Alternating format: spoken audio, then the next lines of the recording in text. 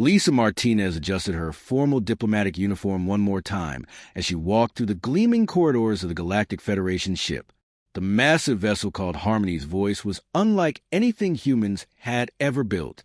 Its walls curved in impossible ways, and soft blue light seemed to come from everywhere at once.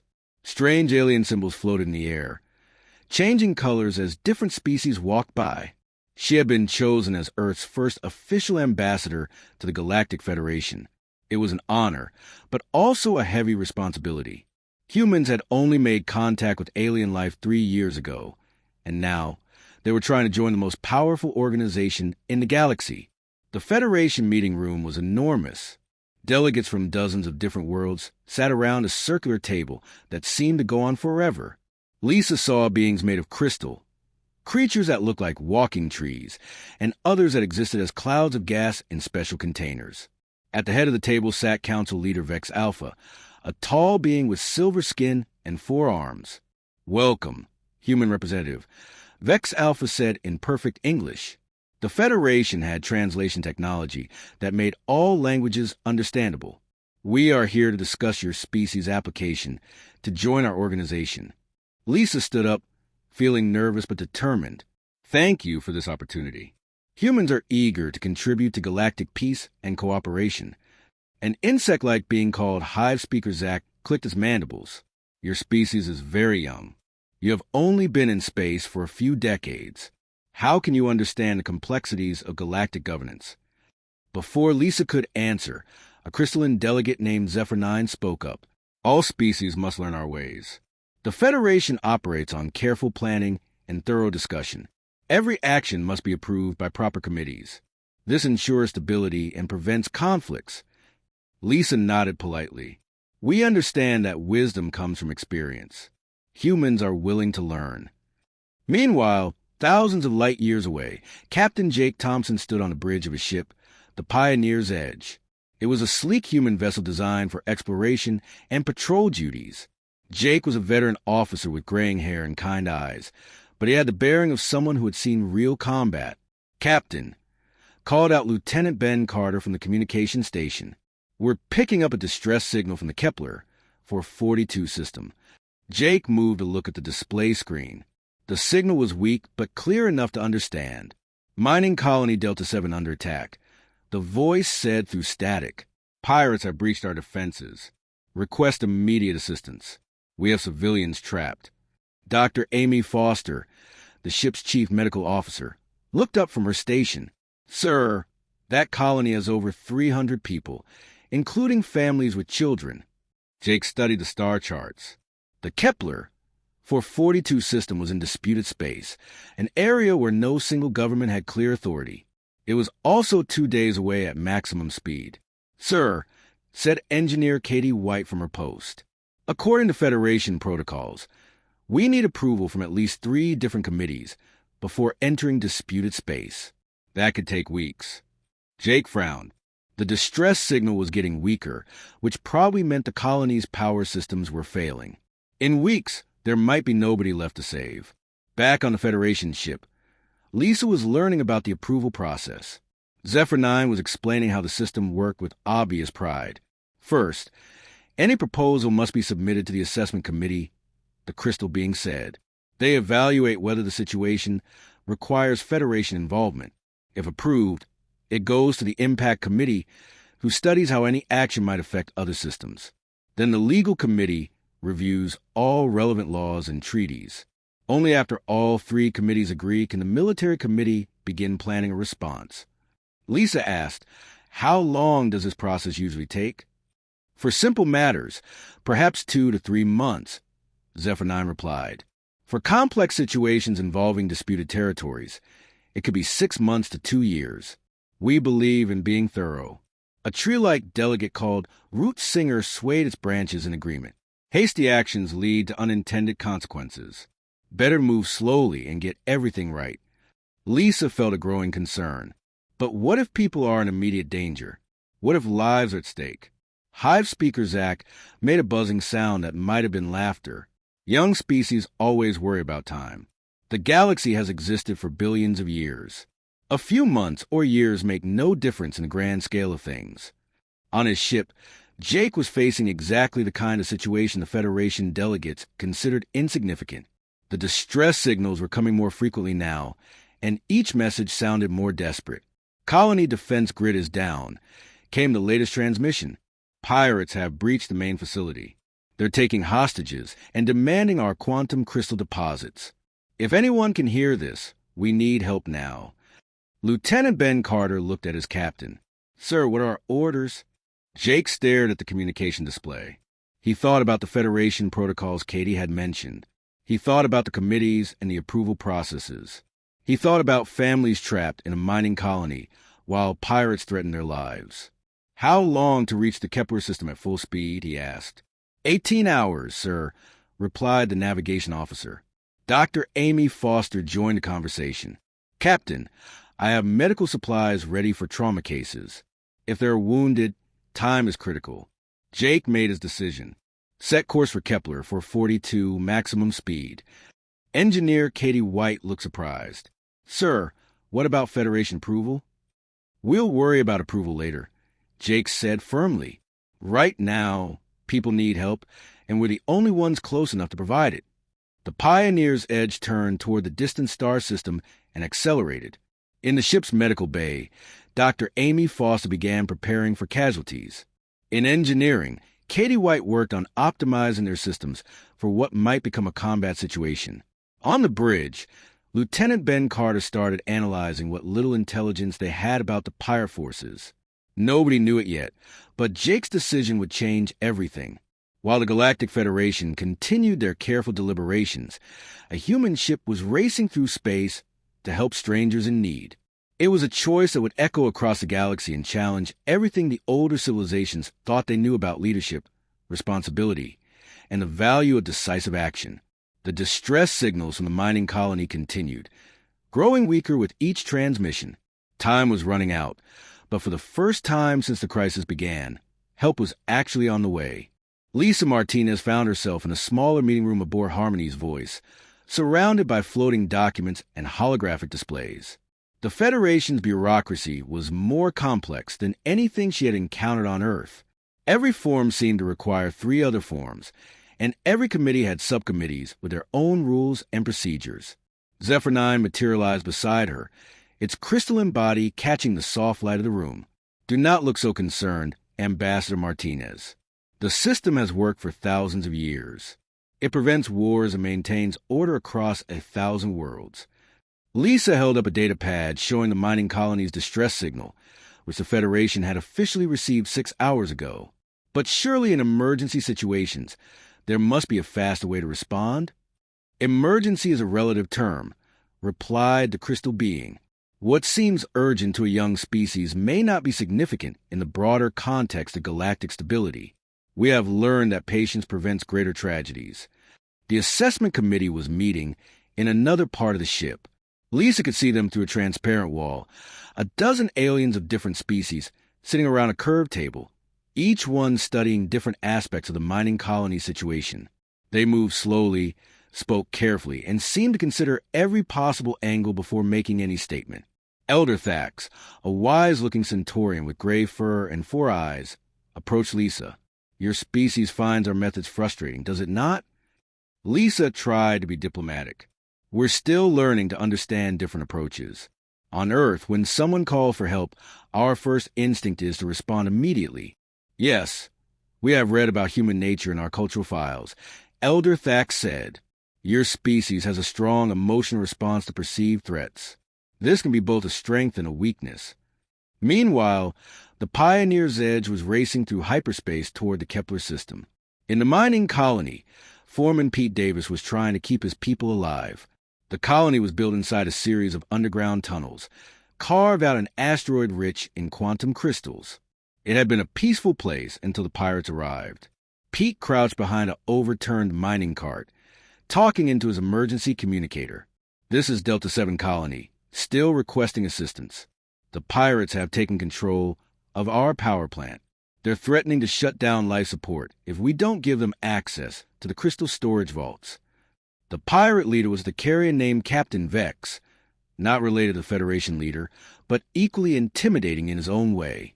He had 6 arms, each ending in sharp claws, and his ship was twice the size of anything the miners had ever seen. His crew had blasted through the colony's defenses in less than an hour. "You have one more day to consider our offer," Captain Vex announced over the colony's communication system. "Give us the crystals, and no one gets hurt. Refuse, and we start venting atmosphere from the civilian sections." Pete Davis had been a miner for 30 years. He had worked on asteroids, moons, and space stations across human space. He was tough and practical, but he had never dealt with anything like this. The colony's small security force had been overwhelmed immediately. Their weapons were designed to handle occasional drunk miners, not armed pirates with military-grade equipment. Back on the Federation ship, the assessment committee had finished their preliminary review. Their spokesman, a being that looked like a walking plant called Root Singer, presented their findings to the main council. "We have determined that the situation at mining colony Delta 7 requires further study," Root Singer announced. "The colony is located in disputed space, which means multiple jurisdictions may be involved. We recommend transferring this matter to the Territorial Committee for Boundary Analysis." Lisa felt her frustration growing. "How long will that take?" "The Territorial Committee meets once per standard galactic month," Zephyr explained. "However, they may need to consult with the Historical Claims Committee to review any previous territorial disputes in that region. This could extend the timeline significantly." Hive Speakers Act buzzed approvingly. "Thoroughness is essential. Acting without complete information has caused many wars throughout galactic history." Lisa wanted to argue, but she remembered her diplomatic training. Getting angry would not help the situation. Instead, she tried a different approach. "What if I could provide additional information about the colony? My government has detailed records about the mining operation." "That would be helpful," Elder Thax said kindly.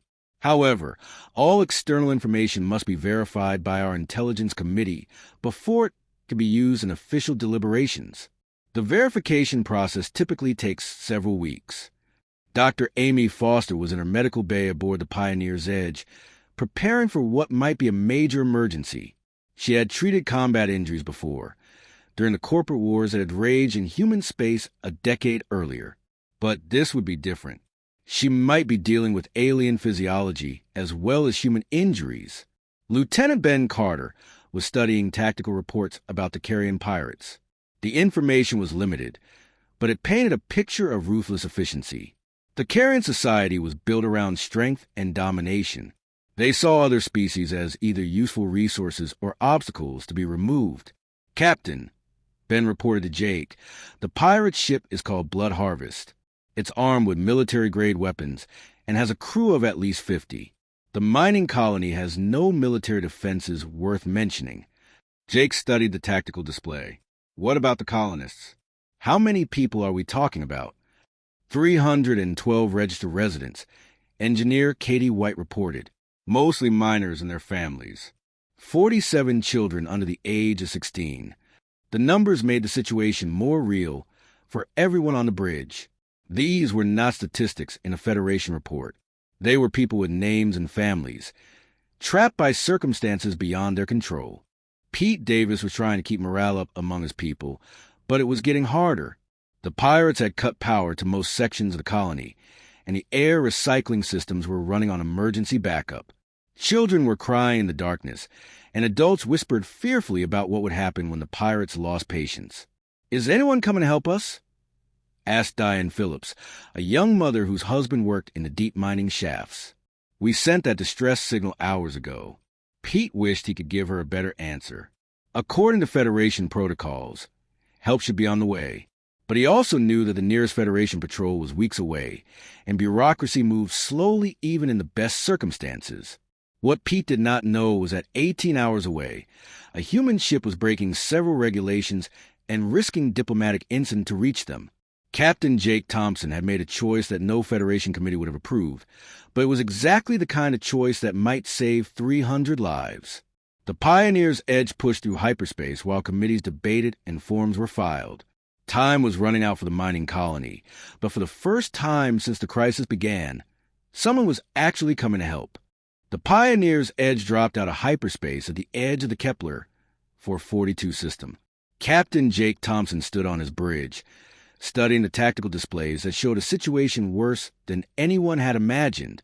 The pirate vessel Blood Harvest was 3 times larger than intelligence reports had suggested, and it was not alone.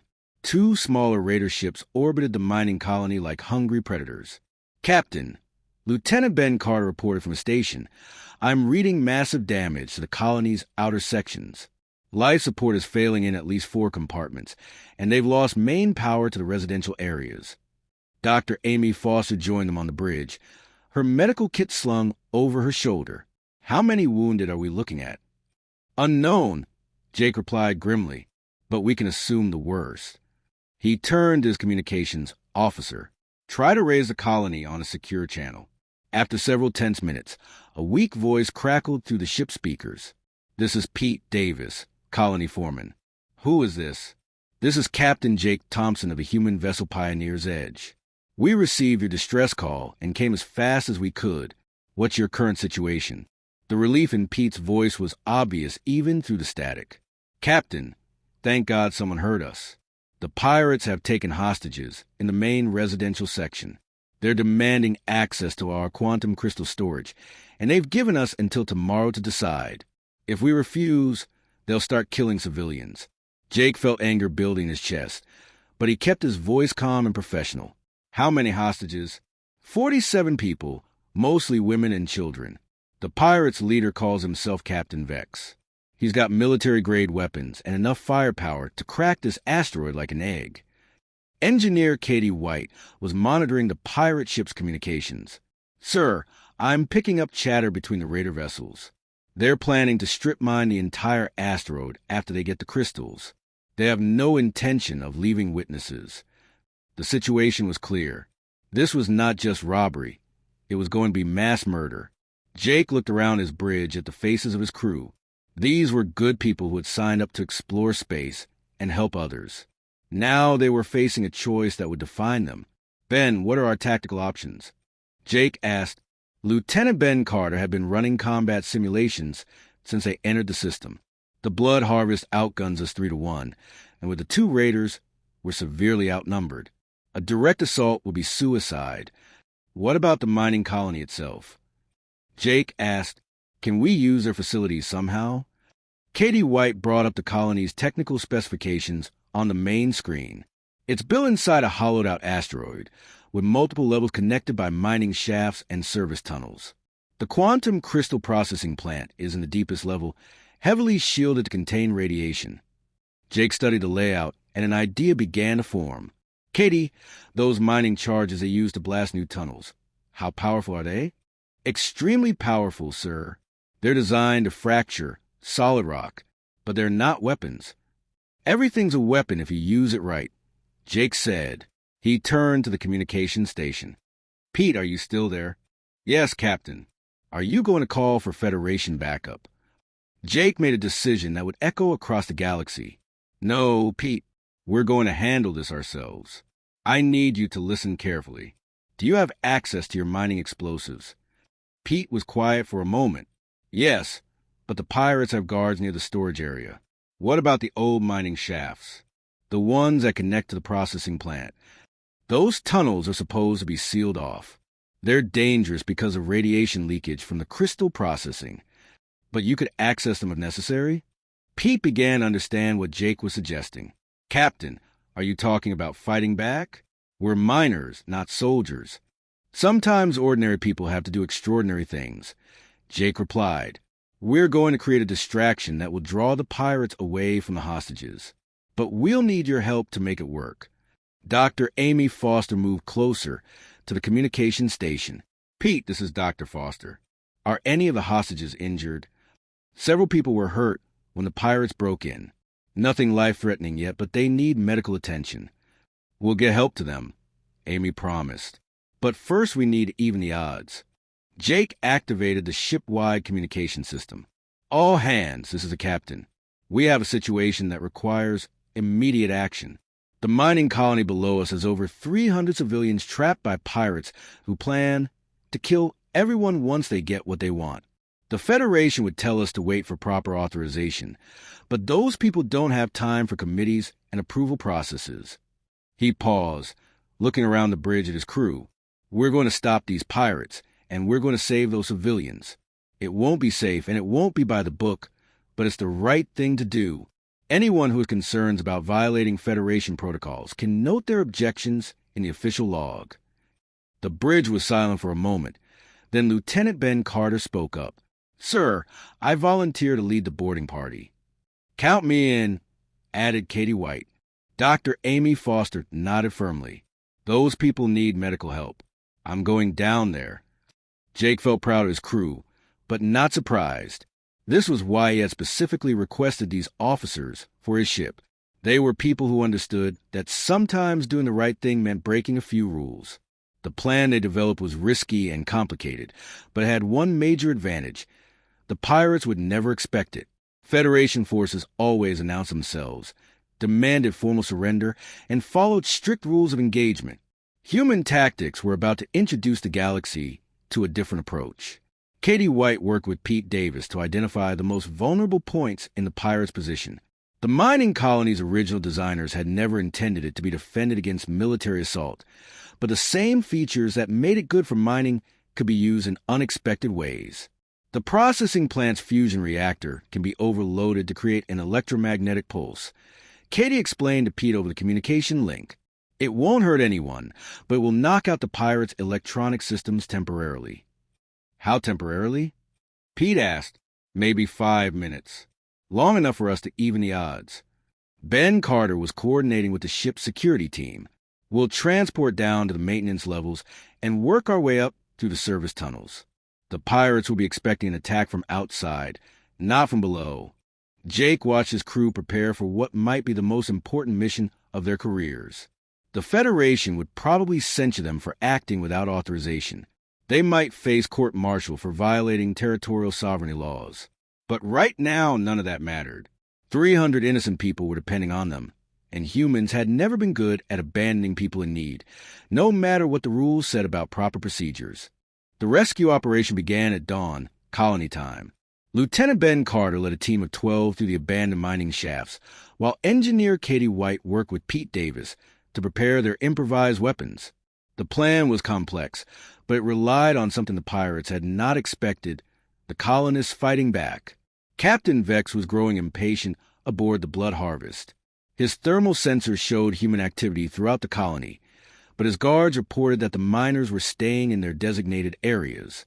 What he did not know was that Pete Davis and his people were using the maintenance tunnels to move around without being detected.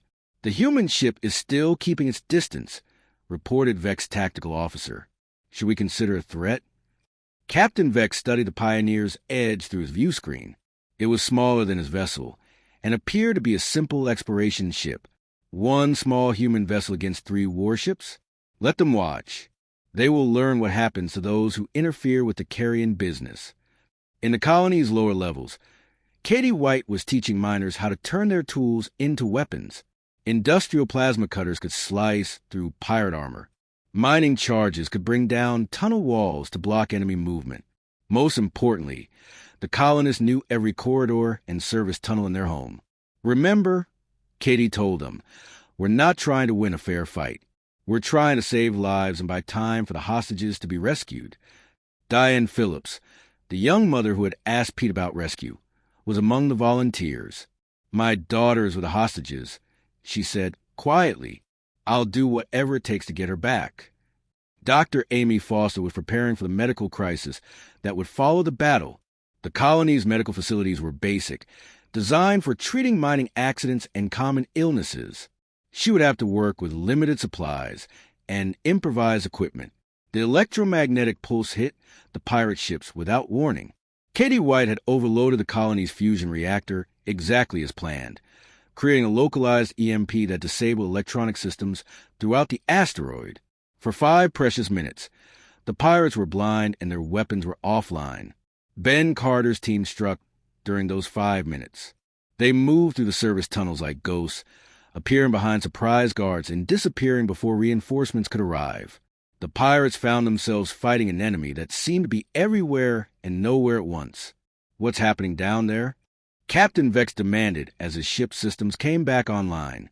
"The humans are fighting back," his lieutenant reported. "They're using the mining tunnels to move around. Our forces can't pin them down." Captain Vex snarled in frustration. In all his years of raiding, he had never encountered resistance like this. Most civilized species surrender when faced with superior firepower. They called for help and waited for authorities to negotiate. They did not turn mining equipment into weapons and launch guerrilla attacks. The battle lasted 6 hours. When it was over, Captain Vex and most of his crew were in custody. The 2 smaller raider ships had been disabled by mining charges placed on their hulls during the electromagnetic blackout. 3 pirates were dead and 7 were wounded. On the human side, 5 colonists had been injured, but none seriously. Dr. Amy Foster worked tirelessly in the colony's improvised medical bay. She treated human and Dicarian injuries with equal care, following her oath as a healer. When Captain Vex was brought in with a concussion, she examined him professionally despite knowing what he had planned to do to the colonists. "You should have left us alone," Vex said weakly. Amy continued checking his pupils for signs of brain damage. "We couldn't do that. It's not in our nature." Pete Davis found himself shaking hands with Captain Jake Thompson in the colony's main hall. Around them, families were reuniting as the hostage crisis ended. Children were crying with relief, and adults were embracing each other as the reality of their rescue sank in. "Captain, I don't know how to thank you," Pete said. The Federation would have taken months to respond, if they responded at all. Jake looked around at the happy faces and felt satisfied despite the diplomatic problems he knew were coming. "We did what anyone would do. We helped people who needed help." "Not anyone," Pete replied. "Most species would have waited for authorization. You risked your careers and your ship to save strangers." The news of the rescue spread quickly through galactic communication networks. Within hours, every major civilization knew that humans had intervened in a crisis without waiting for Federation approval. The reaction was immediate and intense. On the Federation ship Harmony's Voice, Lisa Martinez found herself surrounded by angry aliens demanding explanations. Hive Speaker Zach was particularly agitated, his mandibles clicking rapidly as he spoke. "This is exactly why young species cannot be trusted with galactic responsibilities. The insect being declared. They act on emotion instead of logic. They create chaos instead of order." But not all the reactions were negative. Elder Thax approached Lisa with what might have been approval in his 4 eyes. "Your Captain Thompson's actions were unauthorized and technically illegal," he said slowly. "They were also remarkably effective. The rescue took 6 hours. Our committees are still debating whether the situation even qualifies as an emergency." Zephyr-9's crystalline form flickered with confusion. "The precedent this creates is deeply troubling. If every species begins taking unilateral action, the Federation's authority will collapse." Lisa felt torn between defending her people and maintaining diplomatic relations. Captain Thompson acted to save lives. Surely that must count for something. "Intent does not matter," Root Singer said, its branch-like arms waving in agitation. "Only proper procedure can ensure galactic stability. What if your captain had been wrong? What if his intervention had made the situation worse?" But the results spoke for themselves. 312 civilians were alive and safe. The pirates were in custody and would face trial. The quantum crystal mining operation would resume within days. Most importantly, a dangerous group of raiders had been removed from space lanes used by peaceful traders. Dr. Amy Foster's report to the Federation Medical Authority was particularly compelling. She had treated 23 injured people of 4 different species, using improvised equipment and limited supplies. Her success rate was 100%. Everyone she treated made full recovery. Commander Tony Rodriguez arrived with a small fleet of human ships to provide security and assistance. When he saw what Jake's crew had accomplished, his reaction was typical of human military thinking. "Outstanding work, Captain," Tony said as they reviewed the operation. "Clean mission, minimal casualties, complete success. The Federation should be giving you medals, not complaints." Jake appreciated the support, but he knew the political situation was complicated. "We violated at least a dozen regulations and probably started a diplomatic crisis." "Sometimes that's the price of doing the right thing," Tony replied. "The question is whether we're willing to pay it." The question would be answered soon enough. The Federation was demanding a full investigation, and there were calls from several species for sanctions against humanity. But there were also requests for help coming in from other systems that had been waiting years for Federation assistance. The galaxy was about to learn something new about humans. They did not wait for approval when people needed help. Whether that would be seen as humanity's greatest strength or most dangerous flaw remained to be seen. The emergency session of the Galactic Federation Council was unlike anything in recent memory. Delegates from hundreds of worlds filled the great assembly chamber aboard Harmony's voice, their voices creating a cacophony of different languages and emotional states. At the center of it all sat Lisa Martinez, humanity's ambassador, facing questions that could determine her species' future in galactic society.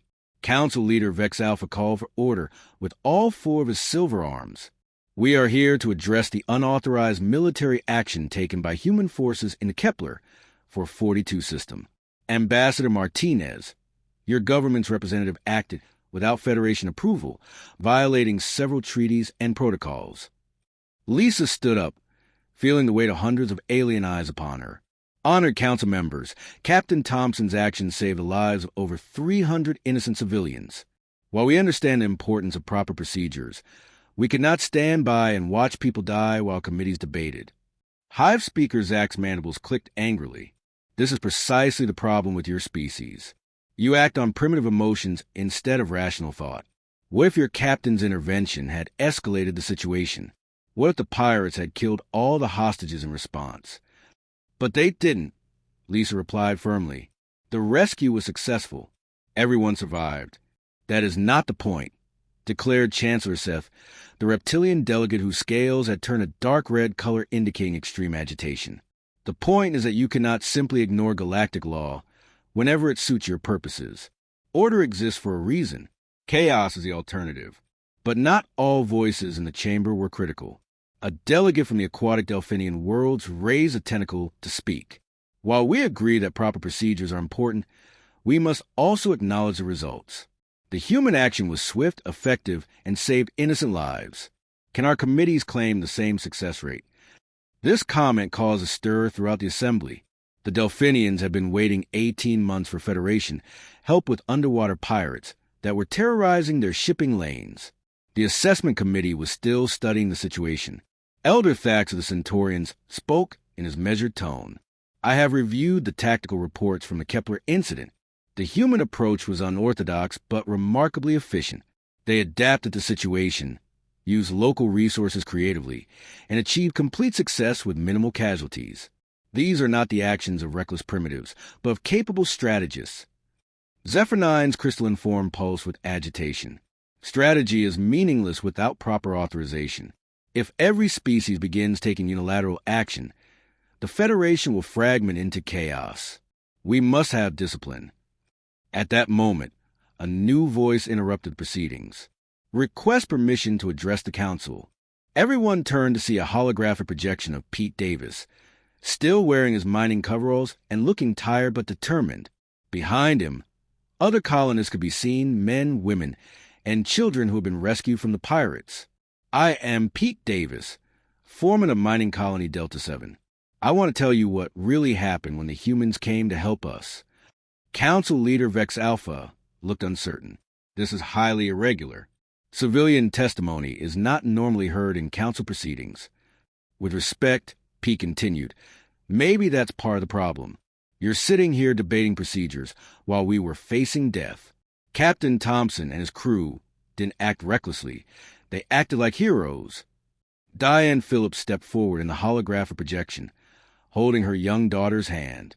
The pirates were going to kill us all once they got what they wanted. We knew it and they knew it. The Federation committees might have eventually decided to help us, but we would have been dead long before they finished their meetings. The little girl, no more than 6 years old, looked directly at the camera. The human doctor was very nice. She made my arm feel better after the bad men heard it. The emotional impact of the child's words rippled through the assembly. Several delegates shifted uncomfortably in their seats. Pete spoke again. You want to know what impressed us most? It wasn't just that the humans came to help. It was how they worked with us. They didn't treat us like helpless victims. They asked for our knowledge about the colony layout. They taught us to defend ourselves, and they fought alongside us. When Dr. Foster treated the wounded, she helped everyone human, alien, even the pirates who had tried to kill us. Another colonist stepped into view. My name is Carl Stevens. I've been working in space for 20 years, and I've seen how different species handle crises. Most governments send official representatives who take statements and file reports. The humans sent soldiers and a doctor. They came to fight for us. Chancellor set the scales had returned to their normal green color, but his voice was still harsh. Emotional testimonials do not change the legal realities. Laws were broken. Protocols were ignored. But the impact of the colonists' words was already spreading beyond the council chamber. Throughout the galaxy, other species were hearing about humans who risked everything to save strangers. Communication networks carried the story to worlds where people have been waiting months or years for Federation assistance with their own problems. Colonel Sam Jackson arrived at the council meeting with a data pad full of requests. He was a veteran officer with gray hair and a weathered face, someone who had seen enough conflict to understand its true costs. Council Leader Vex Alpha, Sam said formally, I bring greetings from the human government and a response to your concerns about our actions in the Kepler system. We are prepared to hear your government's official position, Vex Alpha replied. Sam looked around the assembly with steady eyes. The human position is simple. We will always help those who need help, regardless of bureaucratic obstacles. Since the Kepler incident, we have received formal requests for assistance from 17 different systems. These are situations your committees have been studying for months or years without action. He activated his datapad, and a list of requests appeared on the main display screen. The Delphinian underwater pirate problem, the corporate exploitation of gaseous beings in the nebula sector, the refugee crisis on Titan VII, the illegal mining operations in Centaurian space. All of these situations involve innocent people suffering while committees debate proper procedures. Hive Speaker Zach buzzed indignantly. Those situations are complex. They require careful study to avoid unintended consequences. People are dying while you study, Sam replied bluntly. Human ships are prepared to respond to these emergencies immediately. We're not asking for Federation approval. We're informing you of our intentions. The chamber erupted in chaos. Some delegates shouted about human arrogance and the breakdown of galactic order. Others quietly calculated how human intervention might solve problems their own governments had been unable to address. Lisa watched the turmoil and realized that something fundamental had changed. The galaxy had been operating under a system designed for stability and consensus, but that system was too slow to deal with real emergencies. Humans had introduced a new variable, the willingness to act quickly and decisively when lives were at stake. Elder Thax managed to make himself heard above the noise. Perhaps, he said thoughtfully, we should consider whether our procedures serve the people we are meant to protect, or whether they serve only themselves. The question hung in the air like a challenge. For thousands of years, the Galactic Federation had prioritized order over urgency, consensus over action. Now they face a species that operated by different rules that seemed to produce better results, even if they violated established protocols. The emergency session would continue for hours, but the real decision had already been made. Across the galaxy, people who had been waiting for help were learning that there was an alternative to endless committees and bureaucratic delays. They were learning about humans who came when called, fought when necessary, and asked for payment only in gratitude. 3 weeks after the Kepler incident, Captain Jake Thompson found himself commanding a small fleet instead of a single ship. The human government had quietly deployed additional vessels to respond to the growing number of requests for assistance, and Jake had been promoted to oversee these operations. The first major test came from the Delphinian worlds. Ambassador Coralsong had approached the humans directly, bypassing Federation protocols entirely. Her message was simple and desperate. Our people are dying. The Federation promises help, but delivers only more committees. Please, can you do what you did at Kepler? The Delphinian crisis was more complex than the mining colony situation. Pirates using advanced submarines had been attacking underwater cities for over a year. The Federation's military committee had been studying the problem, but they were hampered by jurisdictional disputes and the technical challenges of underwater combat. Jake stood in the briefing room of his new flagship, the Pioneer's Edge having been joined by the Freedom's Call and the New Horizon. Lieutenant Ben Carter had been promoted to commander and now led the tactical planning team. The pirate submarines are using Delphinian technology, Ben reported. Apparently, they captured several ships and reverse-engineered the propulsion systems. Our standard weapons won't work underwater, and we can't bring our ships into their ocean without risking diplomatic incidents with neighboring systems. Engineer Katie White, now chief engineer of the small fleet, had been working on solutions. The Delphinians have offered to share their submarine technology with us. We can retrofit our shuttles with underwater capability and provide direct support to their defense forces. Dr. Amy Foster added her perspective. The pirates have been specifically targeting medical facilities and schools. They're not just after resources. They're trying to terrorize the population into submission. Jake studied the tactical displays showing the underwater cities of New Delphinia. Each city housed millions of aquatic beings who live their entire lives beneath the waves. The pirates had learned to exploit the Delphinians' peaceful nature and their reliance on Federation protection. How long would it take to modify our shuttles? Jake asked. 72 hours with Delphinian technical assistance, Katie replied. But, sir, we should notify the Federation of our intentions. This will be seen as another violation of protocols. Jake was quiet for a moment, thinking about the children in those underwater schools and the patients in the medical facilities. Send a message to Ambassador Martinez. Inform her that we're responding to a direct request for humanitarian assistance. Tell her we'll file the proper reports after we've saved some lives. On the Federation ship Harmony's voice, Lisa Martinez was dealing with the political fallout from the Kepler incident while trying to prevent a complete breakdown in human Federation relations. The emergency session had ended without resolution, and now individual species were approaching humans directly for help. Zephyr 9 materialized in her quarters, its crystalline form flickering with what seemed like concern. Ambassador, your people are creating a dangerous precedent. 3 more systems have formally requested human intervention this week. The Federation's authority is being undermined.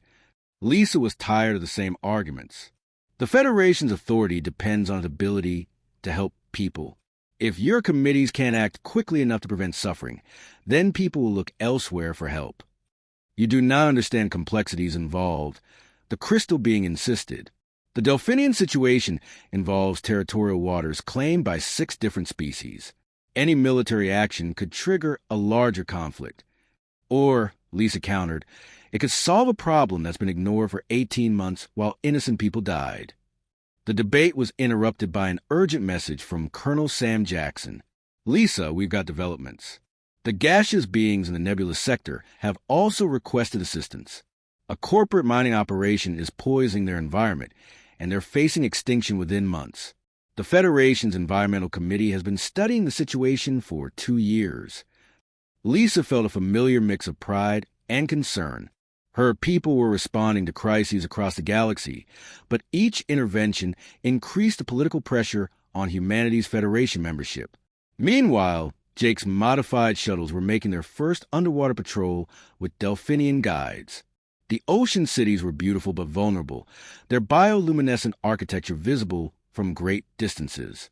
It was easy to see why pirates found them attractive targets. Commander Ben Carter was piloting the lead shuttle, accompanied by a Delphinian warrior named Tidesinger. The aquatic being moved through the water with graceful efficiency, its sonar-based communication system allowing it to coordinate with its people across vast distances. The pirates usually attack during the sleep cycle. Tidesinger explained to the translation system.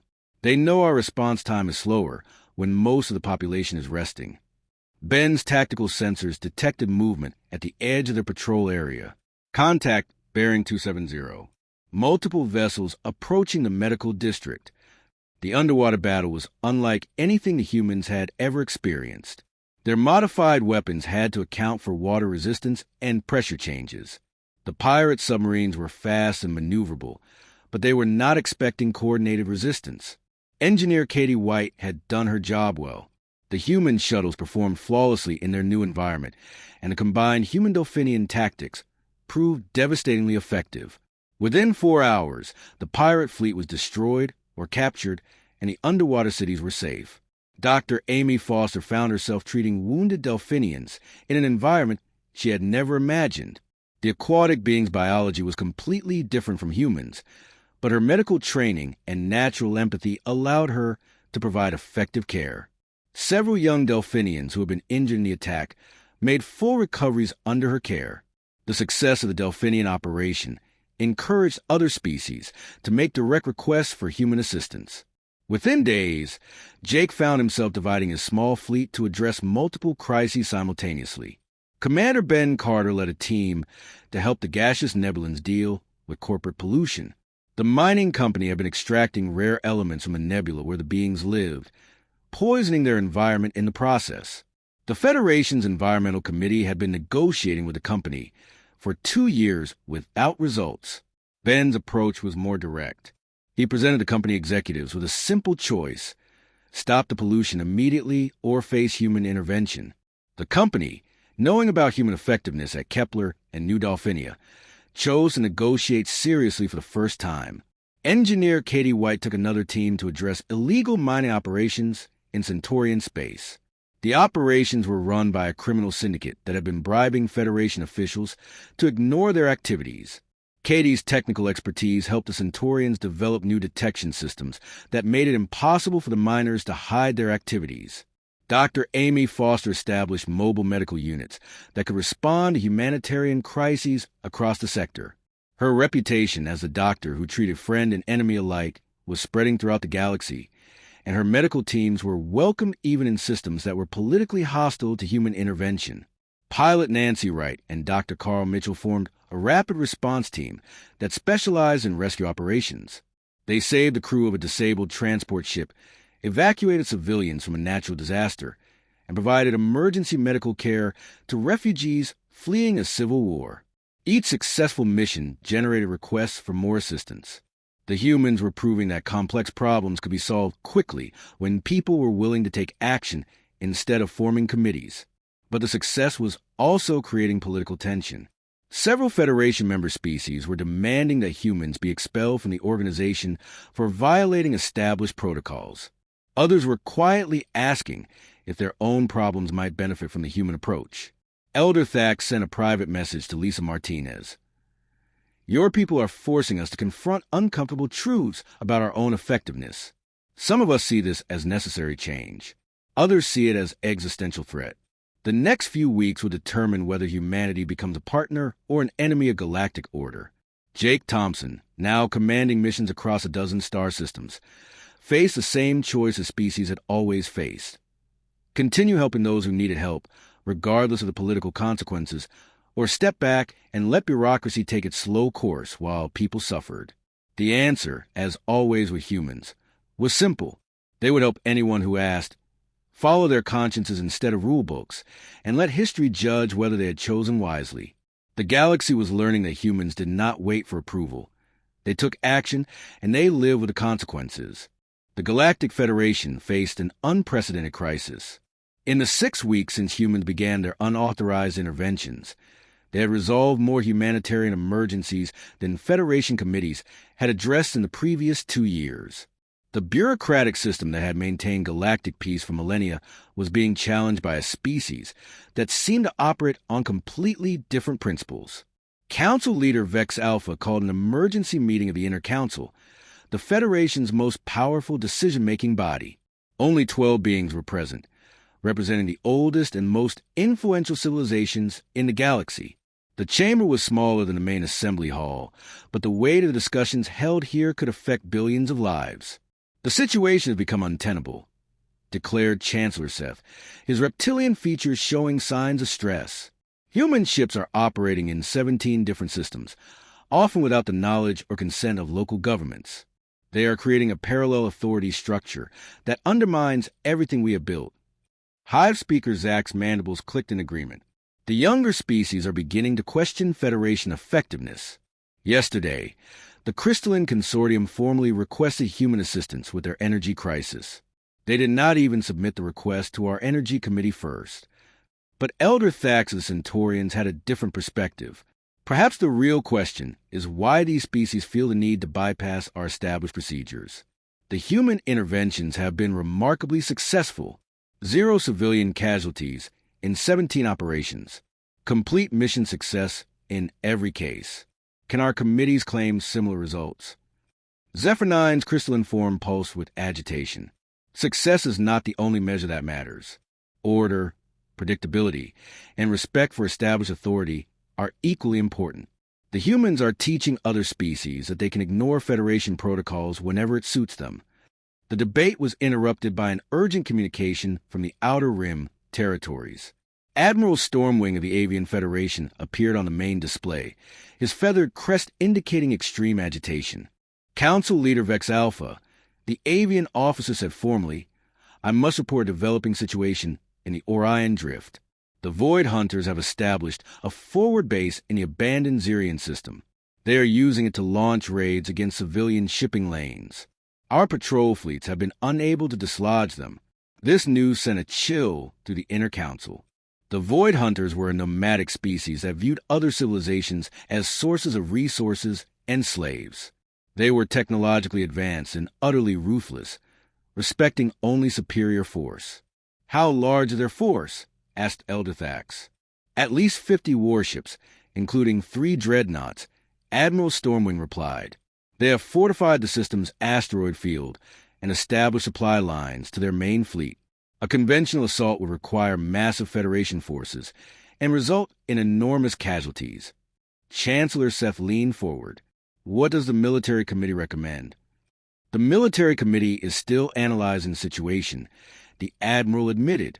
"Current estimates suggest we would need at least 18 months to plan and execute a successful operation. In the meantime, the Void Hunters are expanding their raids and taking thousands of prisoners." The silence that followed was heavy with implication. 18 months of planning, while the galaxy's most dangerous pirates grew stronger and more entrenched. Thousands of civilians would die or disappear into slavery, while committees debated strategy. Zephyr 9 spoke first. "This is precisely why we have established procedures. The Void Hunters are not mining colony pirates or corporate polluters. They are a military threat that requires careful planning and overwhelming force." But Elder Thax had a different thought. What would the humans do in this situation? The question hung in the air like a challenge. Everyone in the chamber knew the answer. Humans would assess the threat, develop a plan, and attack within days rather than months. They would accept higher risks to prevent civilian casualties and stop the expansion of enemy operations. On his flagship, Jake Thompson was reviewing intelligence reports about the Void Hunter situation when Colonel Sam Jackson arrived with new orders from Earth. The human government had been monitoring Federation communications and was aware of the developing crisis. "Jake," Sam said without preamble, "we're in a delicate position. The Federation hasn't asked for our help with the Void Hunters, but we're receiving distress calls from ships being attacked by their raiders. 3 civilian transports have gone missing this week." Jake studied the tactical data about the Xerian system. The Void Hunter base was heavily defended and strategically positioned to control multiple shipping lanes. A direct assault would be costly, but allowing them to expand their operations would be worse. "What are our orders?" Jake asked. "Officially, we're to avoid any action that might escalate tensions with the Federation," Sam replied. "Unofficially, no one wants to see thousands of innocent people enslaved while committees debate strategy." Commander Ben Carter joined the discussion. "Sir, I've been analyzing the Void Hunter defensive positions. Their strength is also their weakness. They've concentrated their forces to protect their base, which means their supply lines are vulnerable." Engineer Katie White added her assessment. "The asteroid field they're hiding in has natural weaknesses. If we could destabilize the gravitational balance, their entire defensive network would collapse." Dr. Amy Foster was monitoring casualty reports from the raider attacks. "The Void Hunters don't take prisoners for ransom. They take them for slave labor. Every day we wait means more people disappear forever." Jake felt the familiar weight of command decisions. The Federation wanted him to wait for official authorization that might never come. The Void Hunters grew stronger each day, they were left alone. Civilian ships continued to disappear into slavery. Meanwhile, on the Federation ship Harmony's Voice, Lisa Martinez was fighting a different kind of battle. The political opposition to human intervention was growing stronger, but so was support from species that had benefited from human assistance.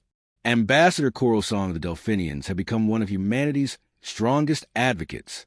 The humans save our cities when the Federation could only offer studies in committees, she declared in a council session.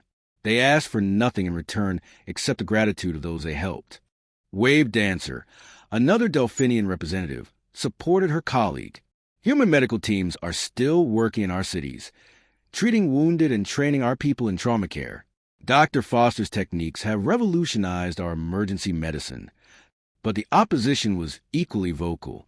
The humans have created chaos where there was once order, Chancellor Seth insisted. Young species throughout the galaxy now believe they can ignore established procedures and take independent action. This will lead to war and destruction. The debate was interrupted by news that changed everything. A Void Hunter raiding force had attacked a refugee convoy carrying families fleeing from a civil war in the Outer Rim. The convoy included ships from 6 different species, all under Federation protection. The attack had been brutal and one-sided. The raiders had disabled the escort vessels, captured the refugee ships, and disappeared back to their base with over 2,000 prisoners. Men, women, and children from across the galaxy were now slaves in Void Hunter camps. Elder Thax's voice was heavy with emotion when he addressed the council. The military committee estimates it will take 14 months to plan and execute a rescue operation. By then, most of those prisoners will be dead or scattered across Void Hunter space, impossible to find. The chamber was silent as the implications sank in.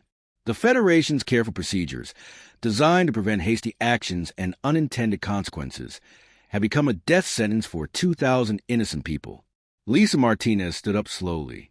Honored council members, I have a message from my government. Captain Thompson's fleet is prepared to attempt a rescue operation immediately. We're not asking for Federation approval or support. We're informing you of our intentions to act. The explosion of argument that followed shook the chamber. Some delegates demanded that humans be expelled immediately for their continued violations of protocol. Others quietly wondered if perhaps it was time to try a different approach to galactic crises.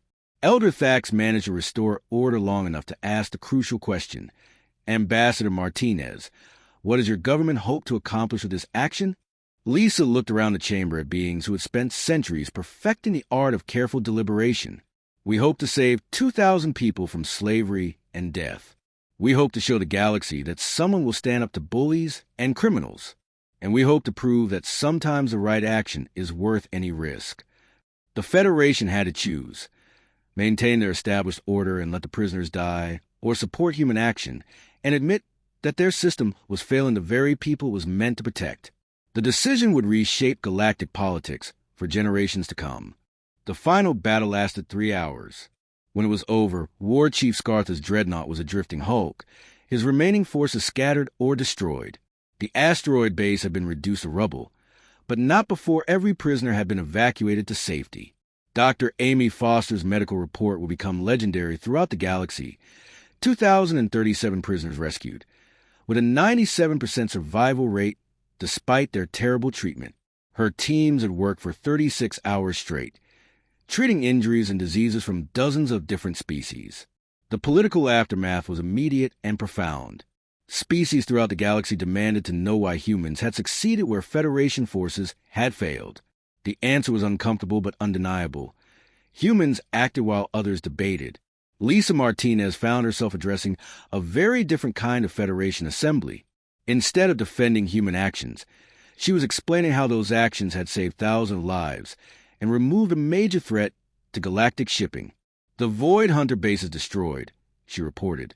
Their main fleet has retreated to deep space, and their raiding operations have ceased. The shipping lanes are safe, and over 2,000 people are returning to their families. Elder Thax asked a question that was on everyone's mind. How did your people accomplish in days what our military committee said would require 18 months? Lisa's answer was simple. We decided that saving lives was more important than following procedures. We accepted risk to prevent greater tragedy. We acted like the lives of strangers were as important as the lives of our own people. The Federation vote was closer than anyone had expected. When it was over, humanity had not only retained its membership, but had been granted a new role within the galactic community. Jake Thompson found himself appointed as the first director of emergency operations, commanding a new rapid response force that could act within hours rather than months when crises developed. The bureaucratic committees would still exist, but they would be balanced by human-led teams trained to prioritize action over procedure. The new system was not perfect, but it was effective. Over the following months, human-led response teams dealt with natural disasters, pirate attacks, medical emergencies, and diplomatic crises across the galaxy. They worked alongside traditional Federation forces, providing the speed and decisiveness that bureaucratic systems could not match. Dr. Amy Foster established the Galactic Emergency Medical Service, training healers from dozens of species in trauma care and crisis response. Engineer Katie White created the Technical Response Corps, bringing human ingenuity to bear on problems that had puzzled other civilizations for decades. Commander Ben Carter founded the Crisis Tactical Academy, teaching Federation security forces a human approach to rapid response and creative problem-solving. His students learned that sometimes the best solution was the fastest one, even if it was not the most elegant. The galaxy had learned something important about humans. They did not wait for approval when people needed help. They took action, accepted responsibility, and lived with the consequences. Sometimes those consequences were political embarrassment or diplomatic tension. Sometimes they were the grateful smiles of families reunited and lives saved. As Lisa Martinez wrote in her final report to Earth, "We have shown the galaxy that there is another way to approach crises, with urgency, compassion, and the courage to act when action is needed. We have not replaced the Federation's careful deliberation with reckless haste. We have balanced it with the understanding that sometimes waiting for perfect solutions means accepting imperfect tragedies."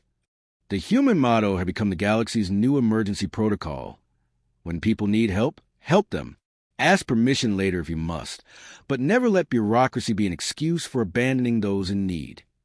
It was a lesson that would echo across the stars for generations to come, proof that sometimes the greatest respect for order is knowing when to break it for the sake of what truly matters, the lives and dignity of thinking beings throughout the galaxy.